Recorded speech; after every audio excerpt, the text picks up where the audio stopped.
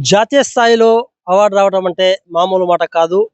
ఎంత కష్టపడితే జాతీయ అవార్డు రాష్ట్రపతి చేతుల మీద అందుకోవటం అనేది మనం చూస్తున్నాము. మనం ఇప్పుడు చూస్తున్న పరిస్థితిలో మాత్రం సూర్యాపేట జిల్లా పెనుబాడ్ మండల ప్రధాన పాఠశాలకు సంబంధించినటువంటి ఉపాధ్యాయురాలు మారం పవిత్ర గారు క్వీన్స్ తరపున కూడా కృతజ్ఞతలు చెప్తున్నారు. ఎందుకంటే వారికి జాతీయ స్థాయి అవార్డు రావటం. ప్రస్తుతం మనం పవిత్ర గారు దగ్గర ఉన్నాము. వారి మాటలు తెలుసుకుందాం. నమస్తే మేడం. మీకు జాతీయ స్థాయిలో అవార్డు రావటం ఎలా ఉంది? సో టీచర్ వృత్తికి ఇదొక గౌరవంగా భావిస్తున్నాను సార్. అంటే నేను ఇప్పటివరకు చేసిన వర్క్‌కి ఇదొక రికగ్నిషన్‌గా భావిస్తున్నాను. ముఖ్యంగా చెప్పండి మేడం. అసలు మీకు అవార్డు రావడం గల కారణం ఏంది? అసలు పిల్లలకు ఎలాంటి పాఠాలు మీరు బోధిస్తే అవార్డొచ్చాది?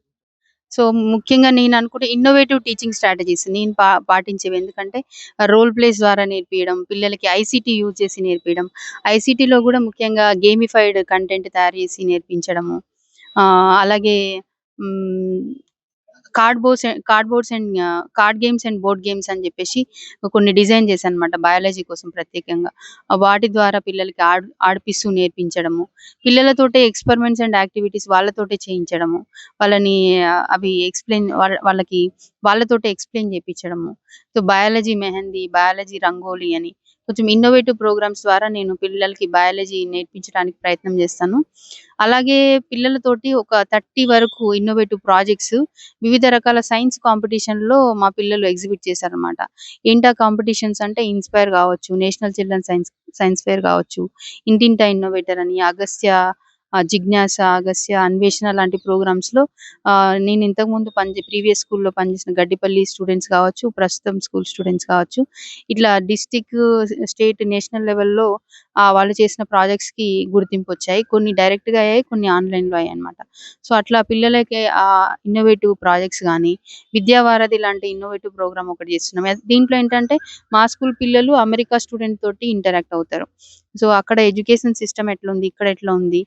అక్కడ అగ్రికల్చర్ ఎట్లుంది? వాళ్ళేం ఫుడ్ తింటారు? మన వాళ్ళు ఏ ఫుడ్ తింటారు? వాళ్ళు ఫెస్టివల్స్ ఎట్లా సెలబ్రేట్ చేసుకుంటారు? మనం ఎట్లా? ఇట్లాంటి నాలెడ్జ్ షేరింగ్ జరిగే విద్యావారధి ప్రోగ్రామ్ గావచ్చు. పిల్లల కోసం పర్సనాలిటీ డెవలప్‌మెంట్ డైరీస్ అని డైరీస్ రాయించడము. దానివల్ల పిల్లల పర్సనాలిటీ డెవలప్‌మెంట్ కోసం పనిజేయడము. అలాగే టెక్స్ట్ బుక్ రైటర్‌గా నేను మన తెలంగాణ స్టేట్ కోసము 10థ్ class text book Telangana open school society కోసం రాశాను. ప్రస్తుతం మన 10థ్ క్లాస్ వాళ్ళు వాడే అభ్యాస దీపికలు నేను వన్ ఆఫ్ ది రైటర్‌గా ఉన్నాను. అలాగే టీసాట్ ఛానెల్, ఎస్ఐఈటీ ద్వారా డిజిటల్ లెసన్స్ చెప్పడము. 6-10థ్ క్లాస్‌లో క్యూఆర్ కోడ్స్ కోసం ఒక 90+ డిజిటల్ రిసోర్సెస్ తయారు చేయడము. అలాగే ప్రస్తుతం తెలంగాణ విండోస్ యాప్ అని అన్ని స్కూల్స్‌లో ఐఏపీ ప్యానెల్‌లో ఇంటరాక్టివ్ కంటెంట్ లోడ్ చేయడం జరిగింది. ఆ interactive content one of the క్రియేటర్‌గా నేను కూడా కంటెంట్ క్రియేటర్‌గా ఉన్నాను. సో, ఇట్లా డిజిటల్ రిసోర్స్ డెవలప్‌మెంట్‌లో ప్లస్ టెక్స్ట్ బుక్ టీచర్స్ ట్రైనింగ్‌కి ఉపయోగపడే మాడ్యూల్స్ రాయడంలో కూడా నేను వన్ ఆఫ్ ది రైటర్‌గా ఉన్నాను. మేడం చెప్పండి. ఇలాంటి ముఖ్యంగా మీకు విషయాలు ఇంత ఇంత అవార్డొచ్చింది. ఇంత పెద్ద అవార్డొచ్చింది కదా! మీ కుటుంబం ఎట్లా ఫీల్ అవుతున్నారు? వాళ్ళు చాలా హ్యాపీ సార్ అందరికంటే. ఎందుకంటే నన్ను ప్రత్యక్షంగా జూసేది వాళ్ళే గాబట్టి. నేను ఏం పని జేస్తాను, ఎన్ని గంటలు వర్క్ జేస్తాను, ఇవంతా వాళ్ళే జూస్తారు. జనరల్‌గా మా ఫ్యామిలీలో జరిగే ఫంక్షన్స్ గూడా నేను పోననమాట. ఎందుకంటే వర్క్ ఉండడం వల్ల ఎప్పుడూ సిస్టమ్ ముందు కూర్చొని వర్క్ చేస్తూ ఉండడము, సండేస్, హాలిడేస్‌లో గూడా వర్క్ చేస్తూ ఉండడం అనేది వాళ్ళు చూస్తారు గాబట్టి, ఎప్పుడు పని జేస్తూనే ఉంటావు, ఎప్పుడూ నువ్వు మాతో వస్తావు ఫంక్షన్స్‌కని అడుగుతా ఉంటారు. సో, అదన్నీ గూడా వాళ్ళంటారు, "ఇప్పుడు నువ్వు చేసిన పనికి కరెక్ట్ గుర్తింపొచ్చింది" అని జెప్పేసి వాళ్ళు చాలా హ్యాపీగా ఫీలవుతారు. అసలు ముఖ్యంగా జాతీయ అవార్డు రావాలనే ఆకాంక్ష మీకెట్లా వచ్చింది? మీకు ఇంప్రెషన్ ఎవరు? మా సారే సార్ ముఖ్యంగా. ఎందుకంటే నేను చేసే పనులని తను చూస్తున్నారు గాబట్టి, "నువ్వెందుకు నేషనల్ అవార్డ్‌కి అప్లై జేసుకోవద్దు?" లాస్ట్ ఇయరే అన్నారు, "అప్లై చెయ్యి" అని. అంటే నేను లేదు చూద్దాము అంటే నేనింకా కరెక్ట్ కాదేమో ఇప్పుడు అప్లై చేయడానికి అని చెప్పి లాస్ట్ ఇయర్ చేయలేదు. ఈ ఇయర్ సార్ మళ్ళీ చేయాల్సిందే నువ్వు చూడు ఒకసారి అసలు అప్లికేషన్ ఓపెన్ చేసి చూడు. ఏముందో నీకు పర్ఫెక్ట్‌గా నీ వర్క్ ఉందనుకుంటే ట్రై చెయి అన్నారు. సో, నేను సిన్సియర్‌గా కూర్చొని చేశాను. తన హెల్ప్ కూడా చాలా ఉంది. ఎందుకంటే నాకొచ్చిన ఈ అవార్డ్‌లో తన పాత్ర చాలా ఉందన్నమాట. ఎందుకంటే తను నన్ను మొత్తం కూడా తనే చదివించారు ఆఫ్టర్ మ్యారేజ్. నా మ్యారేజ్ డిగ్రీ సెకండ్ ఇయర్‌లోనే అయింది. సో, డిగ్రీ సెకండ్ ఇయర్ నుంచి ఇప్పటి వరకు కూడా అంటే ఆఫ్టర్ జాబ్ వచ్చినాక కూడా నేను చదువుకున్నాను. ఇది జాబ్ 2008లో వచ్చాక కూడా ఎంఎస్‌సి కంప్లీట్ చేశాను. డీసీజీసీ అని diploma course in guidance and counselling అని ఆర్ఐ మైసూర్ నుంచి 1 ఇయర్ కోర్స్ చేశాను. అదేంటంటే పిల్లల యొక్క బిహేవియరల్ ప్రాబ్లమ్స్‌ని అడ్రెస్ చేయడం, కెరియర్ గైడెన్స్‌కి ఉపయోగపడతది పిల్లల కోసం. సో, అట్లా తన రోల్ చాలా కీ అని చెప్పొచ్చు. నేను ఈ అవార్డ్ అప్లై చేయడం. చెప్పండి మేడం. అసలు మొత్తం ఎంతమంది ఉపాధ్యాయులు దరఖాస్తు చేసుకోవడం జరిగింది? ఆ! మహిళా టీచర్‌గా మీకు అవార్డ్ రావటం ఎట్లా? దీన్ని మీకు అవార్డ్ వచ్చిందనగానే ఏ విధంగా ఫీల్ అయ్యారు? మొత్తంగా తెలంగాణ మొత్తంలో 150 ప్లస్ అప్లికేషన్స్ వచ్చాయి సార్. సో, దాంట్లో డిస్ట్రిక్ట్ టీమ్ స్క్రూటనైజ్ చేసింది 77 ఉన్నాయి. ఆ 77 నుంచి స్టేట్ టీమ్ స్క్రూటనైజ్ చేసి 15 అప్లికేషన్స్ చేశారు. ఆ 15 నుంచి స్క్రూటనైజ్ చేసి టాప్ 6 టీచర్స్‌ని ఐడెంటిఫై చేశారు. ఆ టాప్ 6 టీచర్స్‌ని నేషనల్ జ్యూరీ ఇంటర్వ్యూ చేసింది. నేషనల్ జ్యూరీ ఇంటర్వ్యూ చేసి టాప్ 6 లోంచి ఒక్కరిని ఆహ్, ఫైనలైజ్ చేశారు. ఆ ఒక్కరు నేనుగా ఉండడం అనేది నాకు చాలా హ్యాపీగా అనిపించింది. నాకు చదువు నేర్పిన గురువులకి, ప్లస్ నేను చదువు చెప్తున్న పిల్లలకి అందరికీ కూడా ఇదొక మంచి రికగ్నిషన్‌గా భావిస్తున్నాను. చివరగా చెప్పండి. మీ పాఠశాలలో ఉన్నటువంటి మీ తోటి ఉపాధ్యాయులు, ఉపాధ్యాయురాలు హ్మ్. వాళ్ళ నుంచి సహకారం మీకెలా ఉంది? అన్ని కార్యక్రమాల్లో చాలా సపోర్ట్ చేశారు సార్. నేను బయట పిల్లలకి సైన్స్ ఫెయిర్‌కి తీసుకెళ్ళినప్పుడు గావచ్చు, లేదా నేనేదైనా వర్క్ చేయడానికి స్టేట్ వర్క్స్‌కెళ్ళినా, ఏదైనా నేషనల్ వర్క్స్‌కెళ్ళినా గూడా స్కూల్‌లో ఉన్న పీరియడ్స్ వాళ్ళు ఎంగేజ్ జేయడము.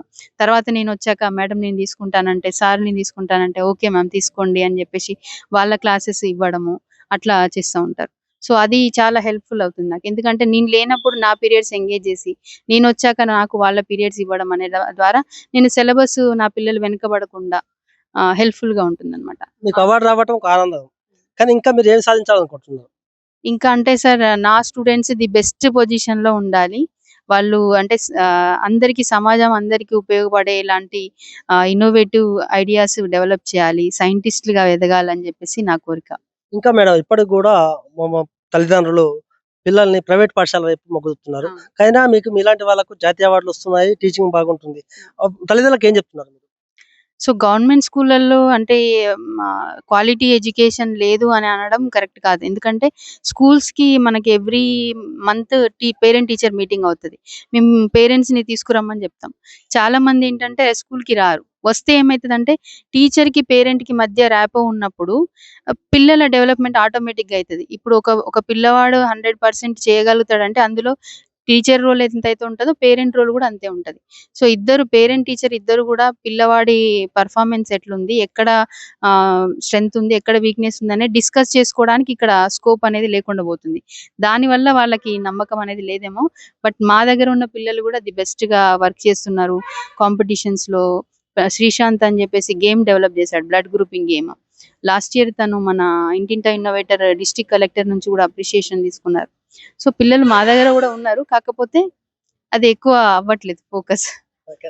మనం చూస్తున్నాము మారం పవిత్ర గారు మాత్రము జాతీయ స్థాయిలో అవార్డ్ రావడం మాత్రము, ఉత్తమ ఉపాధ్యాయుల అవార్డ్ రావడం మాత్రం చాలా ఆనందదాయకమని ఆమె చెప్తున్నారు. ముఖ్యంగా మనం చూస్తున్నాము నా పిల్లలు నేను ఒక జాతీయ అవార్డ్ సాధించడమే కాదు, నా పిల్లలు కూడా ఒక పెద్ద స్థాయిలో ఉండాలని కోరుకుంటున్నారు వారు. అంతేకాదు ప్రభుత్వ పాఠశాలలో మాత్రం పిల్లలు పంపించవలసిందిగా ఆమె కోరుతున్నారు. ప్రైవేట్ పాఠశాలే కాదు, ప్రైవేట్ పాఠశాలకు ధీటుగా ప్రభుత్వ పాఠశాలలు కూడా విద్యను అభ్యసిస్తున్నాయని కూడా ఆమె పేర్కొంటున్నారు.